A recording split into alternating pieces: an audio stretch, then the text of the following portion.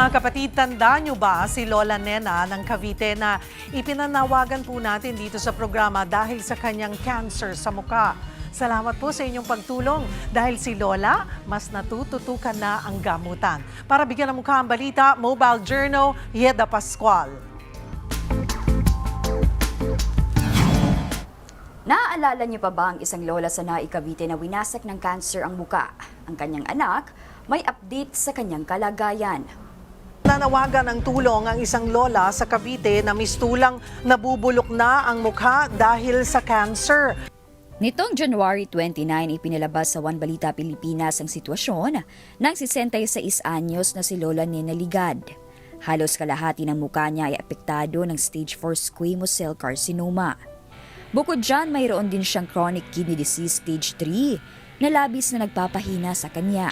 Simula po nung nabalita po kami sa One Balita Pilipinas ng 1PH, marami pong nagbigay sa amin ng tulong. Pinandagdag po namin sa pagpapacheck up kay mama, tapos ibinili po namin ng mga gamot na nireseta sa kanya. Tapos binili po namin ng mga kailangan niya, ng mga diaper, ng gasa, ng cream. Malaking tulong po ang nakuha namin na nagagamit namin po sa mama ko. At nagpapasalamat po ako sa One Balita Pilipinas 1PH. Napansin din sila ng Naik LGU at nangako na handang tumulong sa mga pangangailangan ni Lola Nena. Kami po ay tinawagan at nagpabot din po sila ng pinansyal na tulong.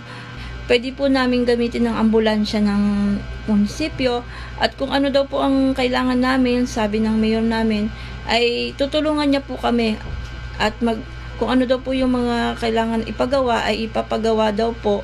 Nakabili ng mga gamot at mga gamit, muling napatingin sa doktor at napagawa na ang mga kailangang lab test. Malaking bagay daw lahat ng ito, lalo't pansin ng pamilya ang pag-igi ng sitwasyon ni Lola Nena. Hindi po kagaya noon na talagang hindi po namin siya makausap. Ngayon po ay nakakausap na po namin siya dahil nakakain na rin po siya ng gamot. Nagbabawi-bawi naman po siya sa kain ngayon. At nakikita po namin na medyo lumalakas-lakas na po siya dahil sa mga ginagawa po sa kanya at pinapainom po namin gamot. Sa ngayon, hinihintay na lang ng pamilya ang resulta ng PET scan para malaman kung sasailalim pa ba sa chemotherapy at radiation si Lola Nena. Hindi na kasi ito pinayagan pang operahan ng doktor dahil masyado ng high risk para sa kanyang edad at pangangatawan.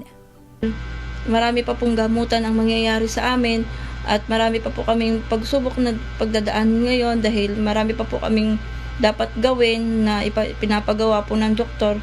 Sana po matulungan niyo po kami sa mga may mabubuting puso. Mga kapatid, ako po si Mobile Journal Yeda Pascual. Hatid ang muka ng balita.